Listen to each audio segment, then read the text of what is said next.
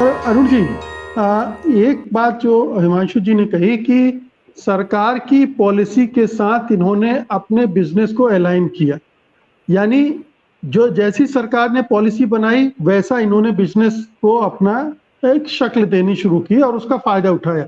क्या इसका उल्टा भी होता रहा होगा कि इनको पता था कि अब सरकार इस तरह की पॉलिसी बनाएगी, या इनके कहने पर सरकार ने वैसी पॉलिसी बनाई और वो उसमें शामिल हो गए और उसका फायदा उठाया? देखिए मुकेश जी, दो चीजें समझनी जरूरी हैं। एक तो आपके पास कितना कैपिटल है वो निर्धारित करता है कि आप कितना इन्वेस्ट कर सकते हैं। उसको हम टेक्निकली बोलते हैं गियरिंग रेशियो। तो गियरिंग रेशियो मतलब होता है कि आपका 1:2 है, 1:3 है, या इंफ्रास्ट्रक्चर में 1:4 है। कि मतलब अगर आपके पास 100 रुपए का कैपिटल है तो आप 400 रुपए तक का मतलब ये इन्वेस्टमेंट कर सकते हैं 300 रुपए का लोन लेके। और अगर जो आपका वो नहीं है तो 1:2 है, तो मतलब कि आप अगर 100 रुपए डाल रहे हैं तो आप 100 रुपए और उधार लेके कर सकते हैं। अब सवाल उठता है कि जो अडानी के पास कैपिटल कितना था कि उन्होंने इतने सारे लाखों करोड़ का इन्वेस्टमेंट कर दिया। तो ये मतलब कहाँ से पैसा आया? जैसे आपने बात उठाई कि बैंकों से आया, तो बैंकों ने क्या ड्यू डिलिजेंस किया कि क्या जहाँ पे पैसा इन्वेस्ट हो रहा है वो पैसा उनका सेफ रहेगा या वो पैसा डूब जाएगा, वो जो प्रोजेक्ट्स है वो वायबल है या नहीं है।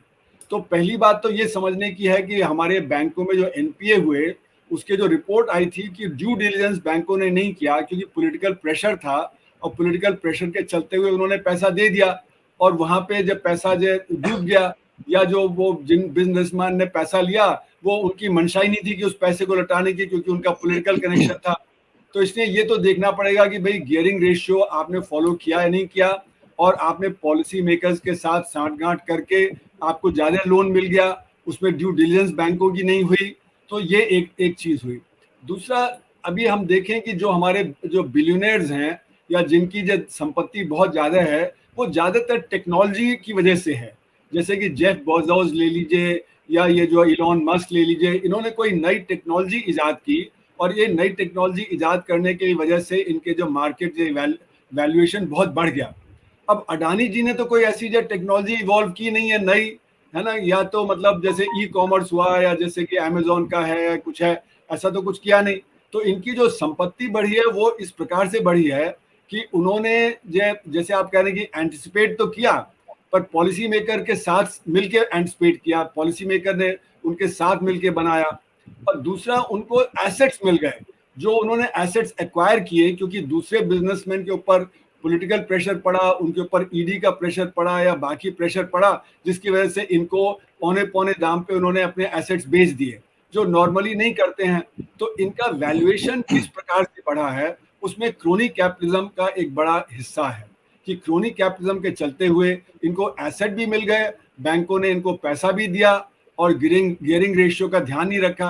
अच्छा, अब गियरिंग रेशियो की क्यों हमें ध्यान आता है कि गियरिंग रेशियो कितना होना चाहिए? उसका वजह यह कि जितना ज्यादा गियरिंग रेशियो होगा उतना ज्यादा रिस्क है कि आपका प्रोजेक्ट जब कठिनाई आएगी तो डूब जाएगा।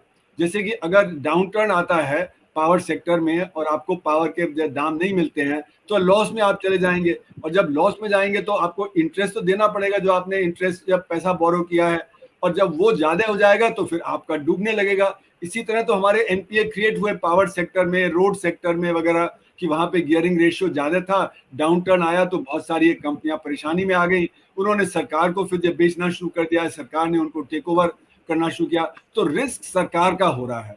तो एक क्रोनिक कैपिटलिज्म में जो सारा का सारा रिस्क है वो सरकार का होता है, पॉलिसी मेकर जो है वो मिला होता है, बैंकों को जो वो बाध्य कर देता है कि आप उनको जो पैसा दीजिए। तो यहाँ पे ऐसा नहीं कि कोई बहुत ज्यादा इनोवेशन करके अडानी ने किया है, यहाँ पे लगता यह है कि सांठगांठ करके उन्होंने बैंकों से भी ज्यादा पैसा लिया है, उनको जो एसेट्स मिल गए हैं वो भी उन्होंने जो सांठगांठ के जरिए से किया है। तो ये मतलब हमारे देश में जो क्रोनी कैपिटलिज्म है ये बहुत पुराना है। अंबानी का भी यही कहा जाता था कि वो भी जब सत्ता के बहुत नजदीक थे इसीलिए वो बहुत तेजी से बढ़े 1970s 80s में, जबकि रिलायंस जब बहुत छोटी कंपनी शुरू हुई लेकिन एकदम से बड़ी तेजी से बहुत बड़ी कंपनी बन गई। तो ये हमारे देश में क्रोनी कैपिटलिज्म बहुत पुराना है और इस समय बहुत ही बड़े लेवल पे क्रोनी कैपिटलिज्म का इस्तेमाल किया जा रहा है कुछ बिजनेस हाउसेस को फायदा पहुंचाने के लिए।